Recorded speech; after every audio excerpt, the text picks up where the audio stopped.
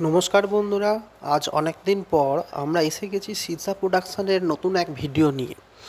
যদিও এই ভিডিওটি করার সময় আমার জ্বর ছিল, তাই আমার লুকসের কিছু পরিবর্তন বা আমাকে দেখতে খারাপ লাগতে পারে। তো তোমরা কিছু মনে করো না। তো আমি চেষ্টা করব একটা আউটডোর ইউনিট জেট পাম্পের মাধ্যমে কীভাবে খুব ভালো করে সার্ভিসিং করা যায় সে ব্যাপারে তোমাদের জানানোর জন্য।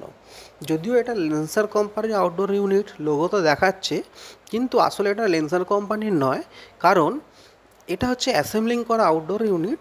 তো এই আউটডোর ইউনিটের মধ্যে কম্প্রেসার আলাদা কোম্পানির, কন্ডেন্সার আলাদা কোম্পানির, ফ্যান মোটর আলাদা কোম্পানির, এবং তার সঙ্গে সঙ্গে আমাদের যা ডিভাইস আছে সব আলাদা আলাদা কোম্পানির নিয়ে অ্যাসেম্বলিং করা। তো সুতরাং দেখতে থাকো কেমন করে আমরা এটা আউটডোর ইউনিটটাকে জেট পাম্পের মাধ্যমে সার্ভিসিং করতে থাকি। আর তার সঙ্গে জানিয়ে রাখি, যেহেতু ওই আউটডোর ইউনিটের আশেপাশে কোনো কারেন্টের সাপ্লাই নেই, অর্থাৎ ইলেকট্রিকের সাপ্লাই নেই, তাই আমরা কি করছি না, আমরা এসির আউটডোর ইউনিটে যে 220 ভোল্টেজ আসে সেই 220 ভোল্টেজটাকেই আমরা ব্ল্যাক টেপ বা এক্সটেনশন করে জেট পাম্প চালিয়ে আমরা এই আউটডোর ইউনিটটাকে সার্ভিসিং করব। তো সুতরাং দেখতে থাকো কিভাবে আমরা এই আউটডোর ইউনিটটাকে সার্ভিসিং করতে থাকি। ঠিক আছে, আশা করি এই ভিডিওটি তোমাদের ভালো লাগবে।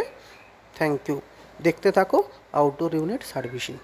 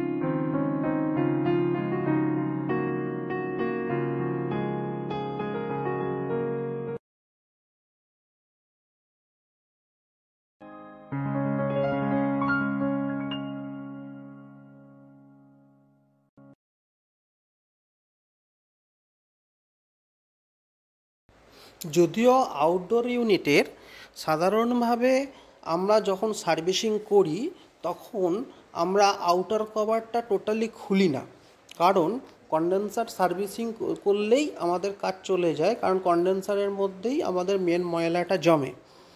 তাই আমরা আউটডোর ইউনিটের পুরো কভার না খুলেও করতে পারি, কিন্তু কাজের সুবিধার জন্য বা আমাদের কাস্টমার স্যাটিসফ্যাকশানের জন্য যদি মনে হয় কোনো সময়, যেভাবে আমি আউটডোর ইউনিটের কভারটা খুলছি, এভাবে খুলে টোটালি ওপেন করে কন্ডেন্সারটাকে দু তরফ থেকে, মানে ভেতর দিক থেকে এবং বাইরের দিক থেকে দুদিক দিয়ে যদি তুমি বা তোমরা এই সার্ভিসিং করো বা জেট পাম্প চালাও, তাহলে ক্লিনিংটাও ভালো হয় এবং কাস্টমার স্যাটিসফ্যাকশনও হয় বা কাজের সুবিধাও হয়।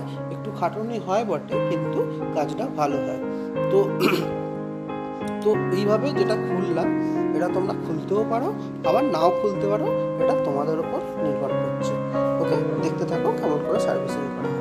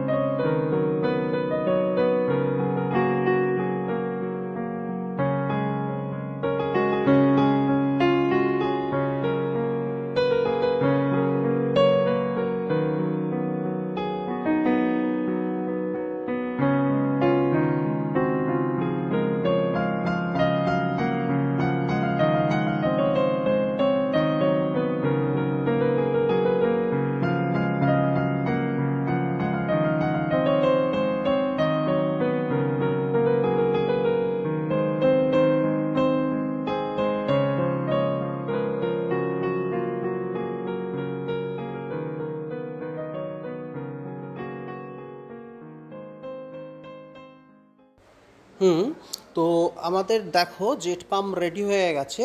এবার এই জেট পাম্পের মাধ্যমে আমরা ভালো করে কন্ডেন্সার কয়েলটা সামনের দিক এবং পিছন দিক থেকে কিভাবে সার্ভিসিং করতে হয় সেটা আমরা দেখাবো বা করছি। দেখো, তো প্রথমেই বলে রাখি, যেহেতু নিজেই একাই শুটিং করছিলাম, তাই আমার ক্যামেরা লোকেশন ঠিক ছিল না, যার জন্য দেখা যাচ্ছে কি অনেক সময়তে কিছু কিছু অংশ কেটে যাচ্ছে, কিন্তু বিশেষ কিছুই নয়। দেখতে থাকো, এই যে জেট পাম্পটা রয়েছে, এই জেট পাম্পটার মাধ্যমে একদম লম্বা করে সামনের দিক থেকে এবং পেছন দিক থেকে এই যে জলের ফোর্সটা আমরা কন্ডেন্সারের মধ্যে দিলেই কন্ডেন্সার কি হবে, আস্তে আস্তে ক্লিন হতে থাকবে এবং যত ময়লা আছে দেখো নিচে এসির তলার দিক থেকে বেরিয়ে চলে যাচ্ছে। এবং এই যে কালো ময়লাগুলো, এগুলোকে ভালো করে বেস প্লেট এবং তার সঙ্গে থাকা আদার্স যেসব জায়গাগুলো আছে সেগুলো থেকে ক্লিন করে দিতে হবে, এবং যাতে একটুও ময়লা না থাকে। যত ময়লা বা ধুলো থাকবে তত কিন্তু এর মধ্যে কি হবে না, ততই কিন্তু এর মধ্যে আমাদের কন্ডেনসেশনের প্রবলেম হবে। তো সুতরাং খুব ভালো করে এটাকে ক্লিন করতে হবে এবং ক্লিন করে এবং সার্ভিসিং করতে হবে। ওকে, যদিও প্রসঙ্গত একটা কথা বলে রাখি, যদি আমাদের কোনো কারণবশত ইনভার্টার কম্প্রেসার থাকে, সেক্ষেত্রে এত ফ্রি মাইন্ডে কিন্তু আমরা জল দিতে পারবো না। সেক্ষেত্রে আমাকে দেখতে হবে ইনভার্টার আউটডোর ইউনিটের একটা পিসিবি পোর্শান থাকে, সেই পিসিবি পোর্শানটাকে বাঁচিয়ে আমাদের জল দিতে হবে। তো আশা করি কিছুটা বুঝতে পারলে। দেখতে থাকো সার্ভিসিং অফ কন্ডেন্সার।